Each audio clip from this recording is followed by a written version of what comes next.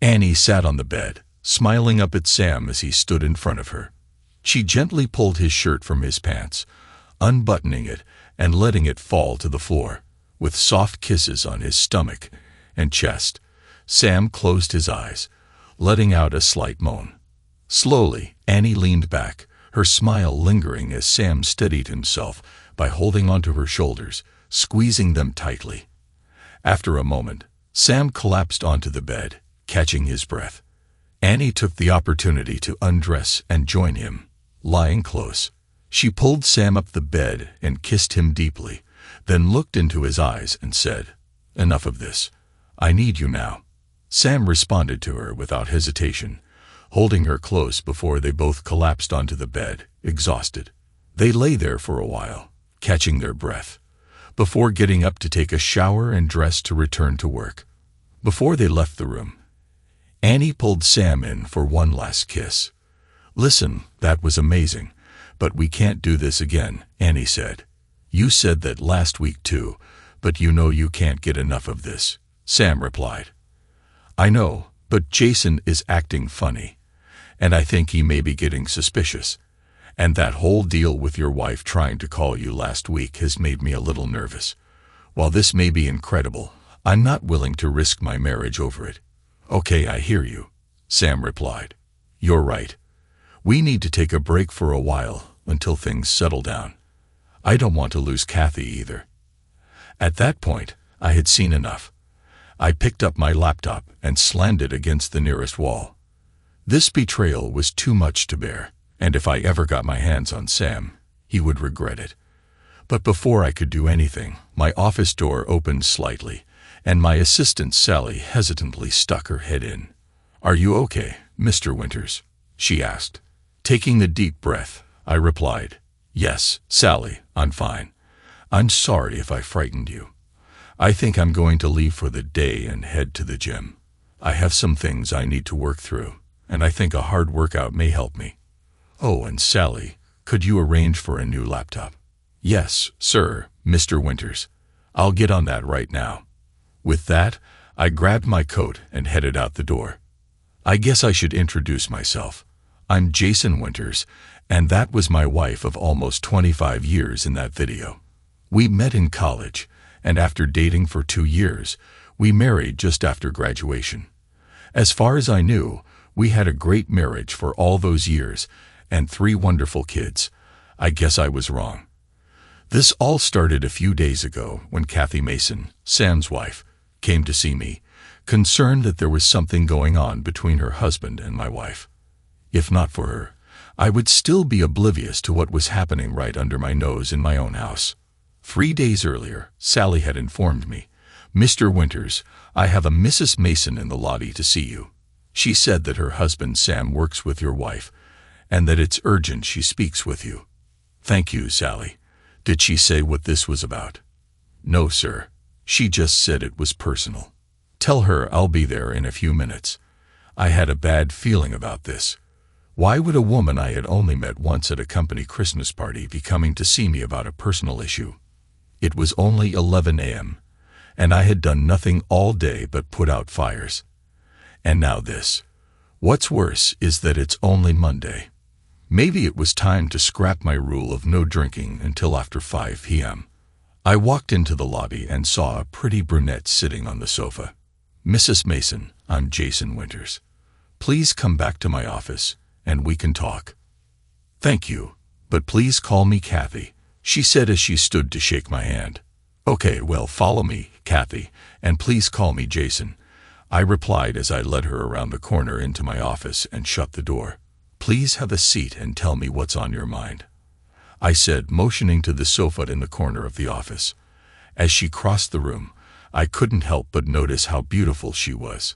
Kathy Mason had shoulder-length black hair, and while some might say she was 10 to 15 pounds overweight, to me, it looked like she had curves in all the right places. I took a seat in one of the chairs facing the sofa and noticed that her hands were shaking as she tried to collect her thoughts.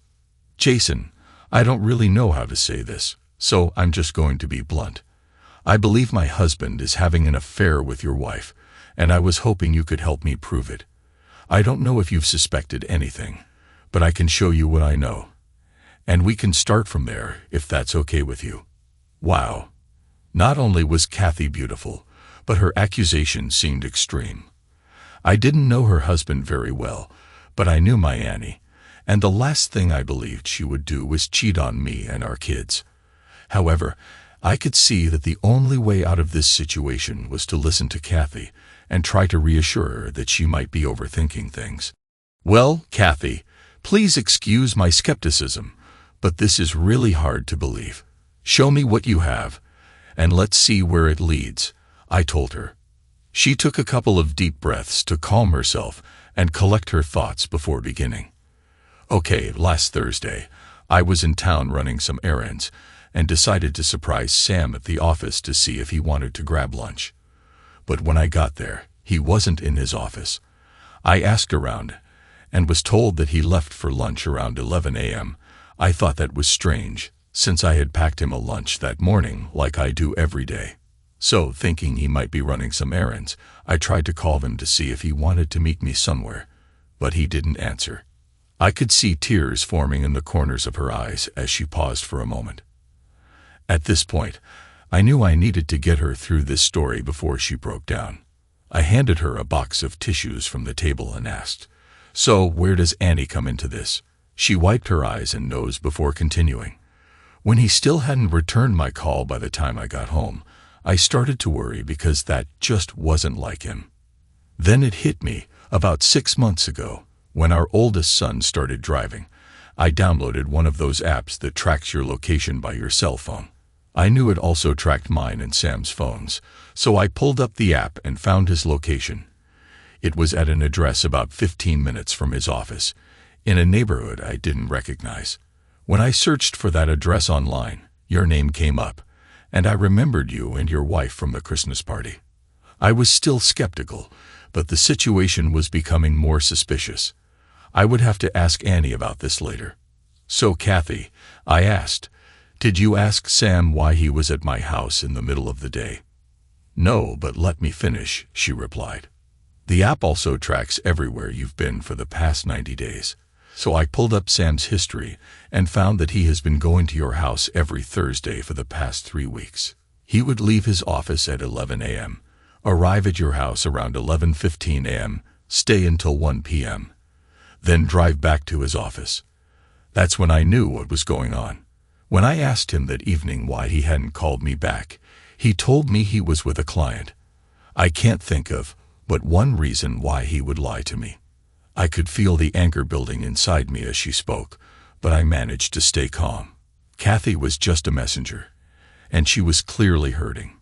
It was my turn to take a few deep breaths and compose myself. Then it hit me.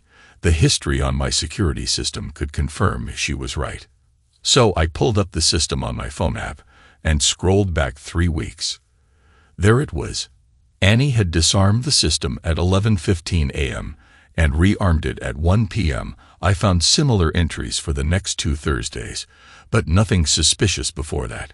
Kathy sat there quietly crying while I paced the floor, trying to figure out what to do. Then I had an idea. I picked up the phone and called my friend Bill Stevenson.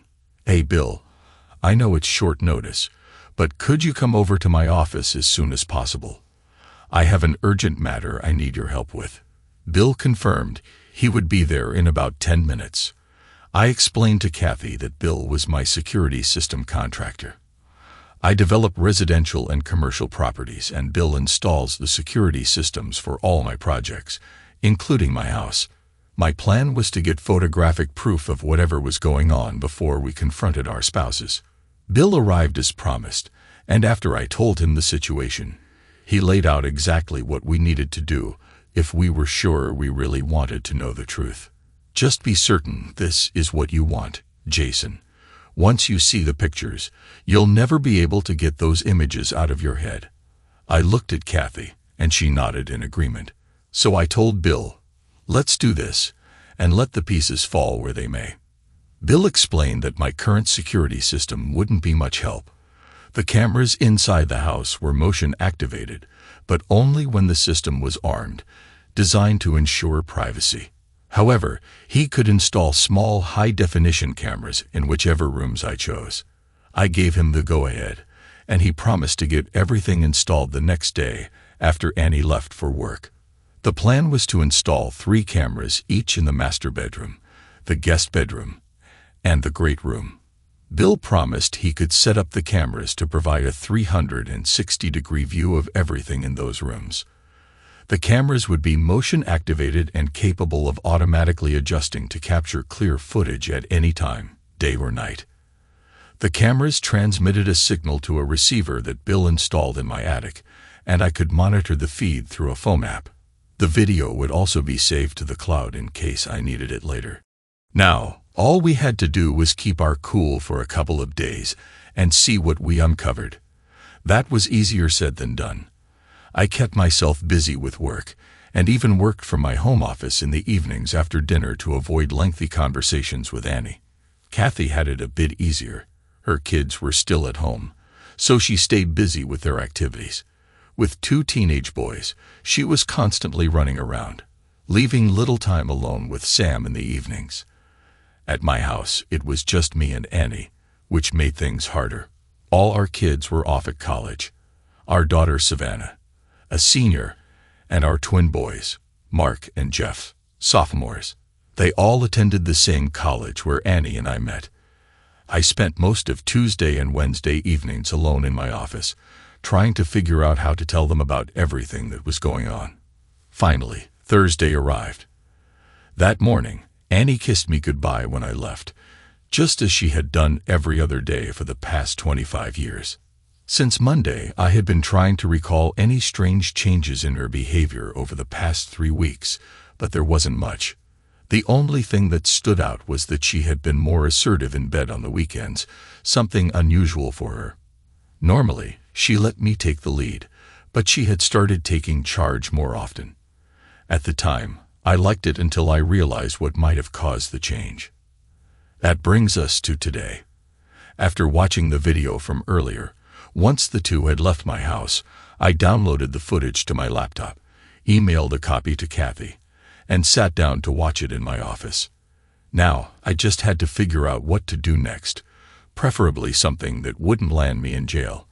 On my way to the gym, I called Roger Cochran, my attorney, and explained the situation to him. He said he would draw up divorce papers, filing on the basis of adultery. Normally, it takes around 12 months to complete a divorce in our state, but there's a loophole for adultery that allows it to be finalized in just 3 months. I had no intention of dragging this out. I also made another call to my good friend Ted Jackson, who happens to be the area vice president at the bank where both Annie and Sam Mason work. Ted has financed almost all of my projects over the past 20 years, and he owes me a lot of favors. I intended to collect on a few of those favors now. I explained what was happening, told him I would send him the evidence, and expressed my confidence that he would handle the situation appropriately for 2 employees engaging in an inappropriate relationship during work hours. He assured me he would take care of everything, and that I would be fully satisfied with his actions. 2 hours later, after a long workout and a shower, I knew I couldn't put it off any longer. I had to face Annie at some point. On the way home, I played a playlist on my phone and used some of the techniques I had learned in college while preparing for big football games. These techniques always helped me clear my mind and focus with laser-like precision on the task at hand. I pulled into the garage, parked in my usual spot, and headed into the house, where I found Annie in the kitchen working on dinner, just like every night. "Hi, honey, how was your day?" she asked, smiling at me over her shoulder. "Not great," I grunted as I dropped my briefcase and headed to the bar for a drink. "Oh, honey, I'm sorry. Is there anything I can do to help?" she asked. "As a matter of fact, there is," I replied. "Take a break and come into the den with me for a second. I have something I need you to see." She came in and sat beside me on the sofa, rubbing my thigh with her hand. "Okay, so what exactly is it that you want to show me?" I took out my phone, pulled up the video app, turned the volume up, and handed her the phone. She watched the screen for a moment, And then a look of horror crossed her face as she realized what she was seeing. "Oh," she mumbled, panic setting in as the video continued to play. "No, baby, please, I can explain," she pleaded, dropping my phone on the floor. "It's not what you think." That was it. At that moment, all the patience and self-control I had maintained throughout the week vanished, replaced by the hurt I had been feeling. I exploded. "What the hell is it that you want to explain?" "You don't have to explain anything to me. The video is pretty clear.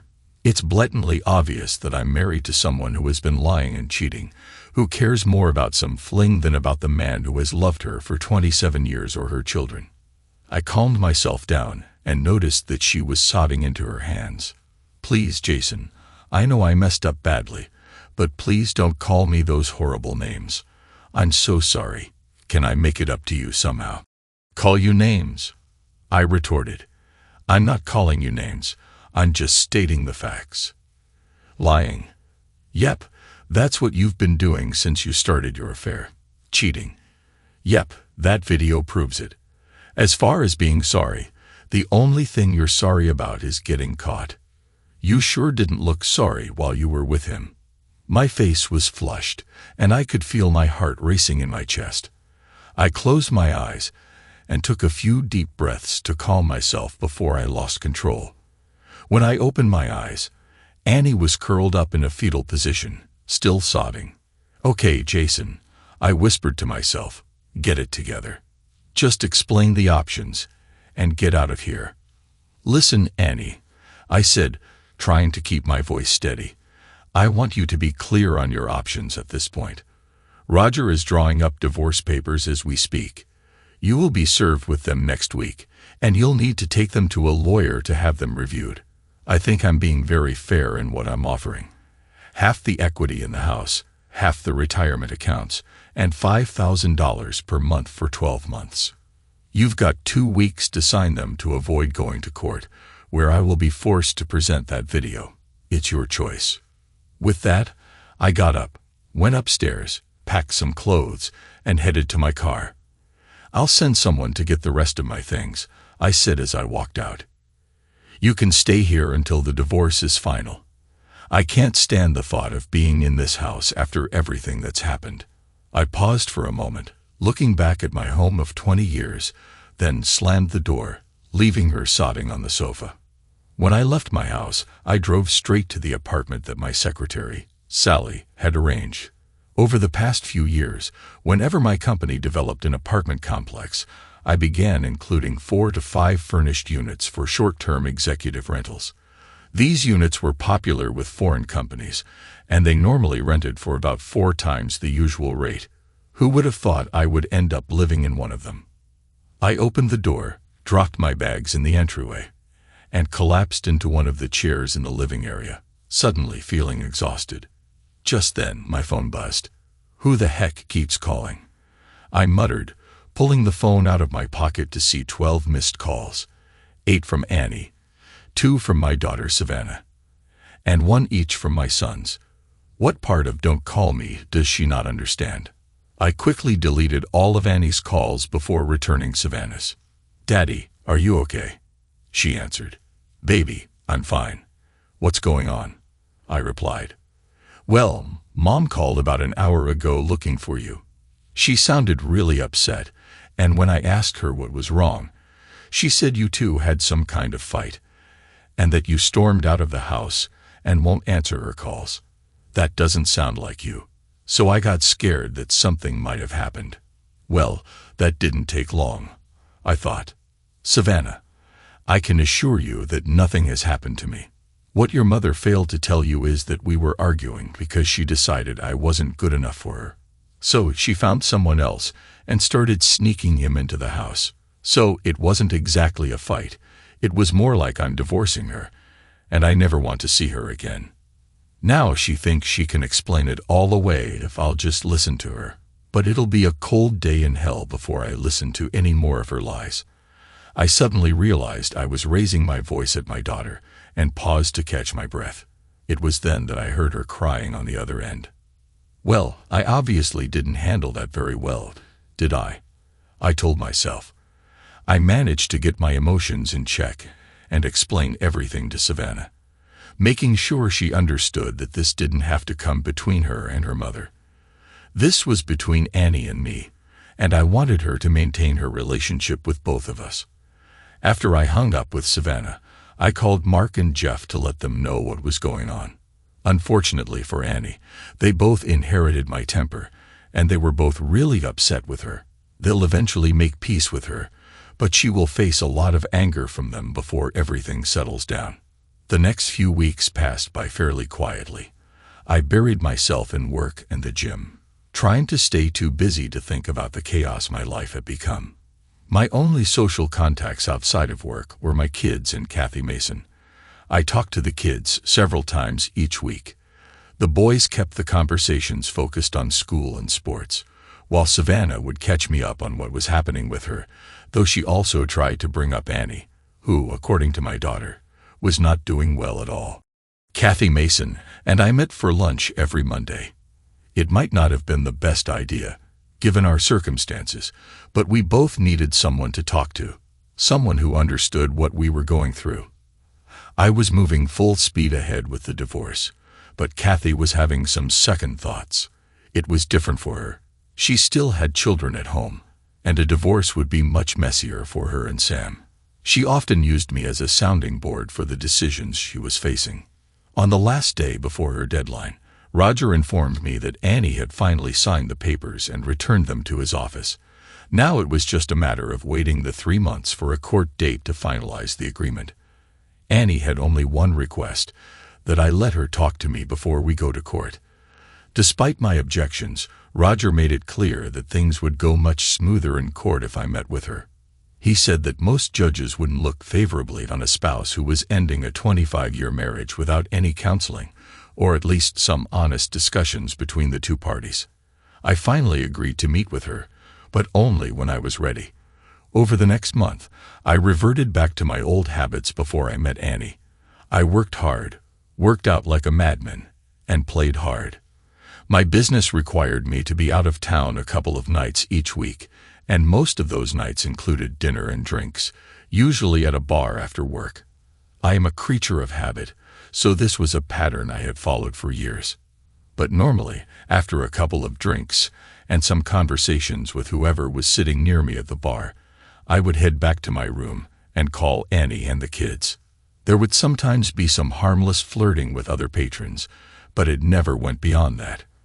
I'm not proud to admit it, but since Annie shattered our marriage, I found myself drinking more than I should when I was on the road. The harmless flirting started to get out of hand. I ended up getting involved with a few women I met while traveling. Some were single, and some were married, but I didn't care. I was furious with Annie for what she did, and I hated Sam for involving himself in my marriage. Now I had allowed myself to do the same thing to others.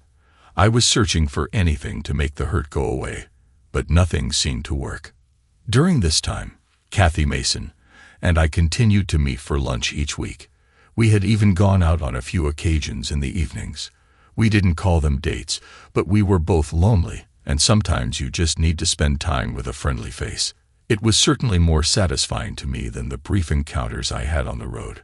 There was no romantic relationship, but I had kissed her goodnight a few times, lingering a little longer than I probably should have on more than one occasion. One Monday night, Kathy and I were out for dinner, and I noticed that she was quieter than usual, just picking at her food. It was clear something was on her mind. She finally stopped and looked me in the eye. "Jason, we've been out a few times lately, and whether we call it what it is or not, they have basically been dates. I know it's been a little awkward the last few times when we said goodbye. It felt like we both wanted more than just a kiss, but we were afraid to let things go any further. So I wanted you to know that I think I need for things to, how do I put this, move a little further along, at least physically." Her words made me a little nervous, but I encouraged her to continue. "Go ahead, Kathy. You know you can ask me anything." "Okay, here goes," she said, taking a deep breath. "As you know, Sam and I were high school sweethearts, and before all of this, we had only been with each other. I'm not sure if I can give him a second chance or not. Some days I want to try, and some days I just want a fresh start on my own. But I'm still a woman, and I still have certain needs, if you know what I mean. And I think you probably have some of those needs too. I nodded to show I understood as she paused to collect her thoughts. So, what I wanted to ask you is if you would be willing to help me with those needs. I know it sounds crazy, but there's no way I could ever just pick up a stranger. But you're my friend, and I trust you. Don't worry about hurting my feelings if you say no. I will understand. But I really think this is something that I need, and maybe it would be good for you too. For once in my life, I was speechless. That was the last question I ever expected to be asked. I carefully thought about how to respond before speaking. Kathy, wow, I'm certainly flattered that you feel comfortable enough to ask me to help you with this. Please don't take my hesitation to mean that I'm not interested. I think you are absolutely beautiful, and I've been attracted to you since you first walked into my office. My first instinct is to say yes, but I really need some time to think through all the implications before I give you a final answer. How about if I call you in the morning with my decision? Sure, I understand. I know this is a huge favor I'm asking, and I can certainly understand if you decide not to do it. I just didn't know who else I could turn to. After that, we finished eating and talked a little more before it was time to go. I promised to call her first thing in the morning with my answer. Deep down, I knew I was going to agree as soon as she asked. I had been imagining being with her for weeks now. I just needed to convince myself that I could go through with it, and then walk away afterward. I knew that if she decided to commit to her marriage after this, I couldn't see her anymore, not even for lunch. It dawned on me on the way home that evening that perhaps this could help us both move on. So I called her. Hello, she answered. Hey, Kathy. This is Jason. I've thought about what you asked, and my answer is yes, on one condition. There was silence for a second on the other end before she tentatively asked. So, what is this condition? Well, if we just met at my apartment or your house, it would feel too casual. I need something more to feel comfortable doing this. So the condition is that I think a change of scenery would do us both some good. If you agree to go away with me this weekend, I will agree to spend time together. Wow. Count me in, she replied. I was so sure you were going to say no. I'll just tell Sam that I need to get away to clear my head and that he needs to watch the boys for a few days. What time do you want to leave? I'll text you with the plans tomorrow. And Kathy, I'm really looking forward to this. Bye. As soon as Sally got to work the next day, I had her make all the reservations for the weekend, and then I texted Kathy, telling her to meet me at the airport at noon on Friday. Despite her questions, I insisted that everything was a surprise, and she would have to wait until Friday to find out the details. After an agonizingly slow week, there I was, standing in front of the terminal when I saw her walking toward me in a pair of tight faded jeans, boots, and a form-fitting sweater. You look amazing. By the time we board our flight, I'll be the envy of every man in this airport, I said. She leaned in to give me a hug and whispered in my ear, if you keep talking like that, you might not make it to that plane, mister. So, what's the big surprise? Where exactly are you taking me, Mr. Winters? She asked. I just smiled as I handed her the ticket. New York? You've got to be kidding me. I've always wanted to go there. Well, Mrs. Mason, you'll be pleased to know that we have reservations at some very fine restaurants for the next 3 nights, and we have tickets to see Hamilton on Broadway tomorrow night. I grabbed her bag and headed to check in, with a very happy lady at my side. After a smooth flight, we landed at LaGuardia and took a cab to our hotel. It was one of my favorites, located across from Central Park, and our room had a view of the park. It was just after 5 p.m. when we checked into the hotel. We quickly unpacked and freshened up for dinner. Our reservations were for 7 p.m., and the restaurant was only a 10-minute walk from the hotel, so we had plenty of time. Kathy was standing by the window staring out at the city while I tied my tie. When I walked up beside her, She turned and wrapped her arms around me. "Well, Mr. Winters, I asked for one small favor, and you took it to a completely different level than anything I could have ever imagined. This is absolutely amazing. I could be mistaken, but I'm thinking that all of this may have just entitled you to a wonderful weekend experience." "That's what I was hoping for, Mrs. Mason," I replied, pulling her closer and gently kissing her. After a few seconds, I pulled away. "We better stop this now and head to dinner, or we might not make it because I'm getting really close to just staying in." We made the 10-minute walk to the restaurant, hand in hand, taking in the sights and sounds of the city. The dinner was amazing, just like I remembered it from the last time I was here.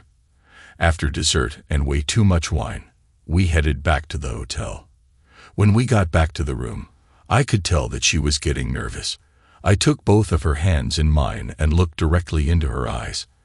"I want you to know that we won't do anything that you're not comfortable with.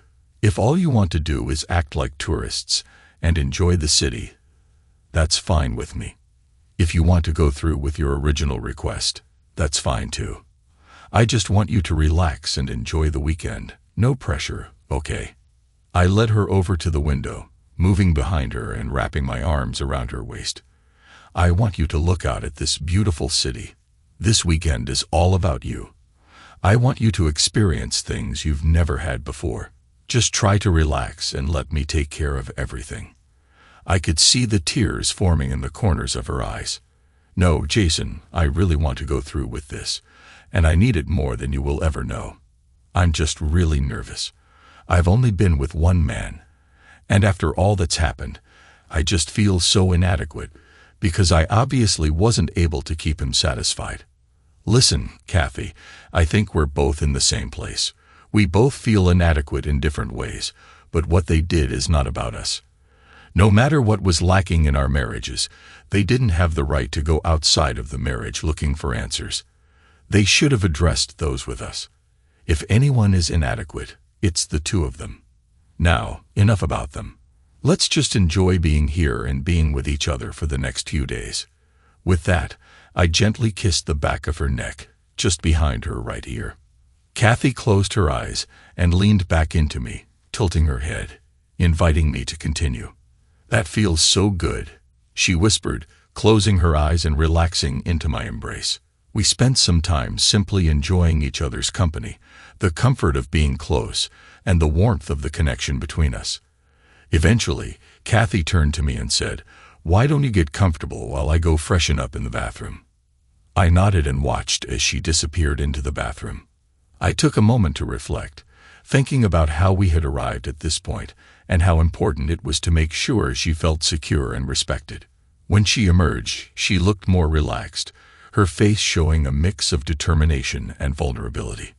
As the evening progressed, we continued to share the space, gradually easing into a closeness that felt natural and unhurried. It wasn't about rushing into anything, but rather about allowing the emotions and connection to guide us. We talked, laughed, and simply enjoyed being together, appreciating the comfort and companionship. Eventually, we settled in for the night, and as we lay there, side by side, the feeling of being cared for and understood wrapped around us like a blanket. I draped my arm over her, and she nestled into me, the exhaustion of the day gently pulling us both into sleep. When I woke in the morning, I found myself in the same position, with Jason gently kissing my neck and caressing my leg. It was a tender and sweet way to wake up, and after a moment, I got up to take a shower. As I was nearly finished, Jason stepped into the shower with me, a playful smile on his face. We shared a lighthearted moment, washing away the remnants of sleep and getting ready for the day ahead.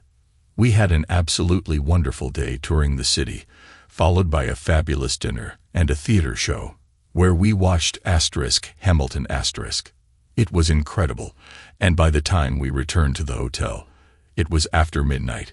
Still hyped from the show, we shared a moment of intimacy before falling asleep, satisfied and exhausted. The next morning, after I had finished my shower, Jason had just gotten in when the room phone rang. Surprised, I thought. Who would be calling us here? I hesitated for a moment before finally picking up the phone. Hello. Hello, I must have the wrong room. I was looking for Jason Winters. A female voice on the line asked. No, hold on. This is Jason's room. He's in the shower now. But I'll be glad to give him a message, I answered. Well, could you just go get him? This is his daughter, and there's a family emergency. I need to talk to him now. It's really important. Sure, let me go get him, I said, heading to the bathroom to get Jason. Jason, your daughter's on the phone. She said there's been some kind of family emergency and she needs to talk to you right now. I noticed the worry on his face when he heard that his daughter had called. I guessed she had no idea that we were here together. I'll be right there. I wrapped a towel around my waist, suddenly feeling self-conscious about the situation. I walked out to the bed, sat on the edge, and picked up the phone. Looking at Kathy, I took a deep breath before answering. Hello, Savannah. Hello, Daddy. Yes, dear, I answered. What's wrong? Daddy, it's Mark. He was in a car accident. Oh no. How is he? I asked, my heart sinking. He's going to be fine, but he's in bad shape right now.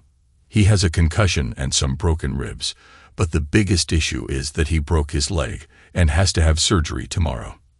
Listen, baby, I'm going to work on getting a flight out of here today, and I'll be there as soon as I can. Text me which hospital he's in, his room number, and I'll let you know my flight details as soon as I know them. Sure, Daddy. Oh, and Savannah, how are the rest of you holding up? I asked. We're hanging in there. We just really need you here. Well, I'm on my way.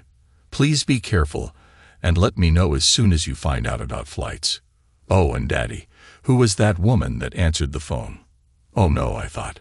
Well, that's a complicated story and probably best told in person. I'll fill you in when I see you. Bye. I quickly explained everything to Kathy and told her I needed to find a flight and get home today. I tried to get her to stay and enjoy the city for another day since the room was already paid for, but she insisted on flying back with me. I was able to get 2 seats on a direct flight that would get us home by 3 p.m., so we quickly finished getting dressed, packed, and headed to the airport. Once the plane had taken off, Kathy put her hand on my knee and laid her head on my shoulder. I'm so sorry about Mark. I'm sure he's going to be okay. Yeah, he's a tough kid. Listen, I'm sorry about our weekend. I really had a great time. I just hope you got what you needed out of it. Don't you worry about me at all, Kathy said with a smile. I simply asked you to scratch a little itch for me, and I promise you, it is well scratched. We then settled in for the 90-minute flight home. Both of us were exhausted and slept almost the entire time. I didn't wake up until I felt the wheels hit the ground. Kathy and I quickly gathered our bags and said our goodbyes. I promised to keep her posted on Mark, and we agreed to talk later in the week. We both needed a little time to process everything that happened in New York and decide where to go from here. I found my car and headed to the hospital to check on Mark. This was going to be really hard. I was about to see Annie for the first time in months, and I really didn't know what to say or how to act. I was also going to have to face Savannah and explain why her father was in New York in a hotel room with a woman she didn't know about. Then suddenly, in a moment of clarity, it came to me. I needed to put all of that behind me for the moment and focus my attention on my son, who needed my immediate care. Then, I would deal with Annie and all of the unresolved issues and feelings. When I caught her with Sam, I reacted out of anger, cutting off all contact with her. Then, I tried to boost my self-esteem by having casual flings while I was traveling. I had tried to move on and start a relationship with Kathy, but I still hadn't found any peace. It became clear that until I worked through everything with Annie and brought closure to our relationship, I could never truly move on. I got off the elevator and followed the signs to Mark's room. Before I opened the door, I took a moment to gather my courage. I was actually nervous about going in. How had it come to the point where I felt uncomfortable seeing my own family? Okay, Jason, get yourself together. Just go in and be yourself, I told myself. I took one last breath and opened the door. Daddy, Savannah exclaimed, rushing across the room to wrap her arms around me tightly. Well, hello to you too, baby girl, I said with a smile. I then noticed my other son, Jeff, sitting in one of the chairs. I looked over at him and smiled. What? No hug for the old man? Hey, Dad, he said as he stood up and hugged me too. Looks like Mark's going to be laid up for a while, so I guess when you come up to school, you can just take your favorite son out for a round of golf. Huh? Yeah, I laughed. I guess I won't have to take Mark along just to keep him from getting jealous, but when he's back to normal, we'll have to play it cool and ask him to come along too. I turned to Mark's bed, where he appeared to be asleep. Annie was sitting by his side, as I knew she would be. It was obvious that my presence was making her nervous. She hadn't even looked up to acknowledge me. If we were going to get through the next few days, I knew it was up to me to ease the tension. I walked over to the bed, standing beside her. So, Annie, how's our boy? Not too bad at the moment, but he gave us quite the scare yesterday, she answered.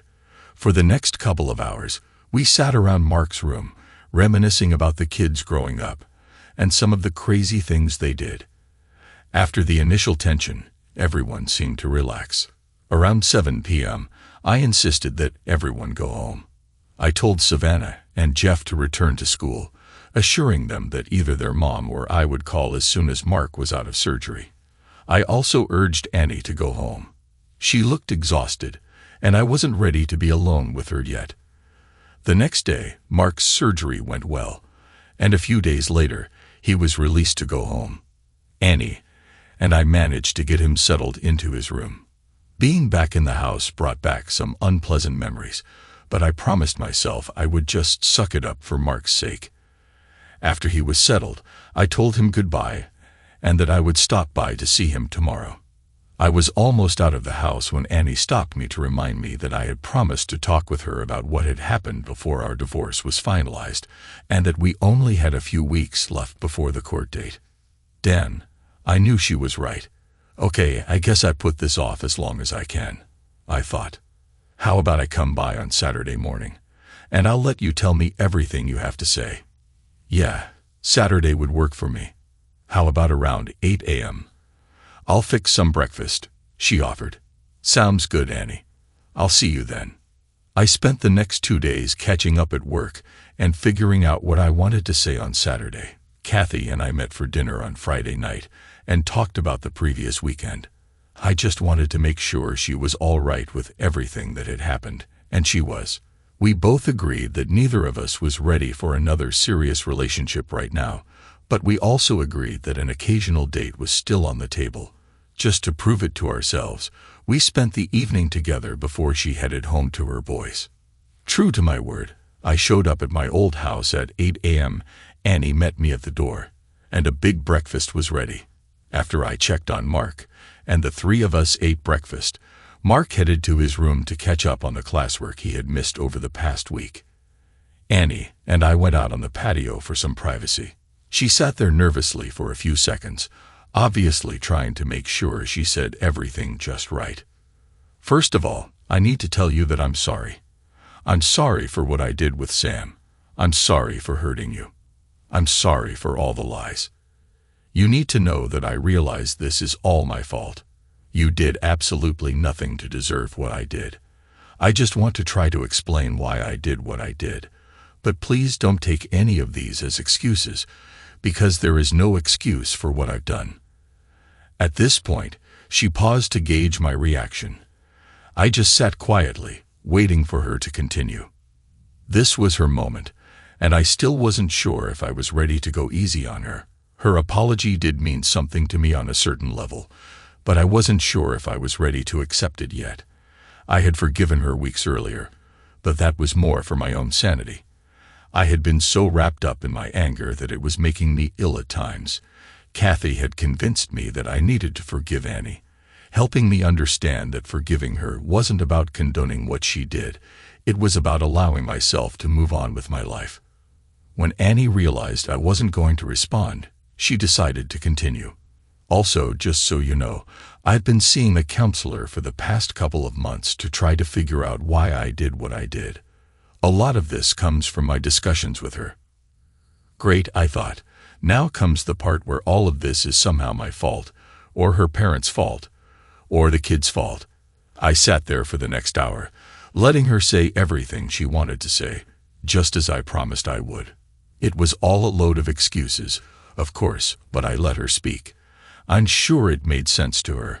Apparently, this all started when the boys left for college. She felt lonely and depressed. She had spent the past 20 years focusing most of her attention on the children, and now they were all gone and didn't need her anymore. She had always suffered from mild depression, and the kids leaving home only made it worse. I was wrapped up in my work and didn't spend much time with her. Her counselor told her that when children leave home, parents must shift their focus from the children and find fulfillment from other people or activities, preferably from their spouse. According to her, I had my work, which I always turned to for fulfillment, but she had nothing. Her job was just a job to her, a way to keep busy, so she felt bored and lonely. And then Sam came along, inviting her to lunch. She acknowledged that it was wrong, but said she was lonely, and he was so attentive. Over a few months, their conversations became more personal as they started complaining to each other about me and Kathy. Then, one Wednesday, they were at a client function, and after a few too many drinks, Sam walked her to her car and kissed her. She didn't know why, but she kissed him back until guilt stopped her, and she pulled away. The rest of her story was sadly predictable. They kept having lunch. They kissed again, which led to more physical encounters. She swore that it was never about love, just loneliness, and the way he made her feel good about herself. Feel wanted. She didn't enjoy the physical aspect as much as the thrill of doing something she knew was wrong. She still loved me and wanted to stay together and work on our marriage, but by the time she finished, I was feeling more frustrated than understanding. I took a moment to gather my thoughts before responding. So, I only have 2 questions. First, was this the first time you cheated on me? And second, have you continued seeing Sam after I left the house? What she didn't know was that I already knew the answers. I just wanted to see if she would be honest with me. Oh my God, Jason, please believe me. This was the first and only time that I've cheated. I actually believed her. I had hired a private investigator to dig into her and Sam's past. Kathy and I had provided access to all of our cell phone and banking information, and I gave the investigator access to Annie's personal laptop. He found nothing suspicious on any of Annie's devices or our bank accounts until a couple of weeks before she and Sam came to our house for the first time. At that point, there were tons of late-night messages between them. Okay, Annie, I guess I believe you. I have no reason to think there were any other affairs. Now, how about the second question? We talked a few times to compare notes on how to handle things with you and Kathy, but we haven't actually seen each other since the day that video was recorded. Well, so much for honesty. I knew for a fact that she had seen him twice in our house since I left. Annie, here's my problem. I know that's a blatant lie. Sam was in this house the first 2 Friday nights after I left, and he stayed here the entire night both times. A look of panic spread across her face. Do you remember Bill Stevenson stopping by to remove the cameras after I confronted you? She nodded. Did it ever occur to you that I might send him back to reinstall them when you were at work that next week? Do you think I'm stupid enough to believe that after everything that happened, the 2 of you wouldn't get together again? I'm so sorry. Please let me explain. I was scared and alone. You and Kathy had left us, and we just needed someone to talk to, she said, tears streaming down her face. Well, I know you did more than talk, because unlike you, the cameras don't lie. You know, Annie, I could deal with the truth, but I'm not going to put up with lies. In the grand scheme of things, 2 more times might not seem like a big deal, but lying is a deal breaker. Even at work, I'm fairly tolerant when people make mistakes, But if anyone lies to me, they're gone. I had heard enough. Well, I kept my promise and let you talk, but you've proven that you're not ready to be completely honest. My suggestion is to let our divorce become final at our court date and move on. I've got enough video of you two to start an adult site, and if you try to stall things, I might do just that. Goodbye, Annie. Annie decided to take my advice, and our divorce became final about 2 weeks later. The week after that, Savannah graduated from college, and both Annie and I did our best to focus on her that day. We were both really proud of her. We gave her a European cruise for graduation, and after that, she was going to come work for me full-time. The private investigator found a lot more dirt when it came to Sam. Annie may have thought she was special, but she was his fourth affair in the past 3 years. The investigator found that Sam had been with 2 more women, and that was all Kathy needed to make up her mind and follow through with her divorce. I couldn't resist sending Annie a copy of the investigator's report with a handwritten cover sheet from me. You may want to take a look at this report. Apparently, you aren't as special as you thought. And by the way, you will probably want to get tested for STDs. Kathy and I continued seeing each other regularly over the next few months. I really liked her, and I think the feeling was mutual. We agreed to take things slow for a while, until all of the wounds from our divorces healed. She had a lot of really attractive qualities, and I enjoyed spending time with her. She was a lot of fun to be around, and I appreciated our companionship. I did have one more debt to pay. I had been trying to think of how I was going to pay Sam back for all the hurt he caused, preferably one that kept me out of jail. I finally came up with an idea and ran it by Kathy. At this point, I cared too much about her to do anything that would cause her pain. She laughed and said her only regret was that she wouldn't be there to see the look on his face. When the PI was investigating Sam, he discovered that Sam stopped at a particular bar every Friday night after work before heading home to his apartment. So one Friday night, about 2 weeks after Sam and Kathy's divorce was final, I had one of my project managers go with me to pay Sam a visit at the bar. Bob was about my height, but probably 50 pounds heavier. We entered the bar and found Sam exactly where the PI said he sat every week. He was in a booth by the windows, sitting by himself. I walked around so I could approach him from the rear, and Bob approached from the opposite direction. When we got to his booth, we both pushed our way in with me beside Sam and Bob facing him. Well, old friend, do you remember me? I asked. It took a second for it to register in his brain that I was Annie's husband. Then his eyes went wide, and the color drained from his face. Look, I don't want any trouble. I'm really sorry for what I did. So can't we just let the past stay in the past? I flagged the waitress down and told her, my friend here wants to buy us a drink. Can you bring us 2 of your best bourbons and make them doubles? After all, when you wrong someone, the least you can do is buy them a drink. Sam sank a little deeper into the bench. You know, Sam, you don't just get to wrong someone and not have to pay some kind of price. It was a good thing for you that I didn't find you when I first saw that video. My first thought was to take you down in a way that would have landed me in jail, but lucky for you, I'm too old for that. So let me explain to you how things are going to work. You will never speak to, interact with, or see Annie again. Is that clear? Yes, sir, he meekly replied. Good. Now that we've got that clear, there's one other thing. You will never miss, be late with, or be short on paying your alimony and child support to Kathy. Is that clear? Yes, sir, crystal clear. I turned my drink up and finished the last bit, then reached into the bag I had beside me when I walked in, pulled out a box gift wrapped in black paper, and handed it to Sam. Go ahead and open it. Sam cautiously opened the gift and found a box containing a 1.75-liter bottle of Johnnie Walker Black Label. Confused, he said, I'm not sure I understand. What's this for?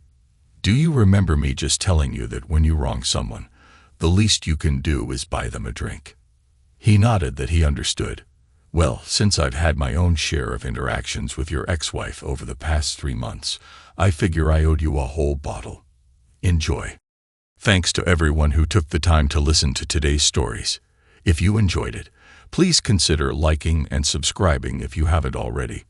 Feel free to share your thoughts on the events in the comments below. Take care.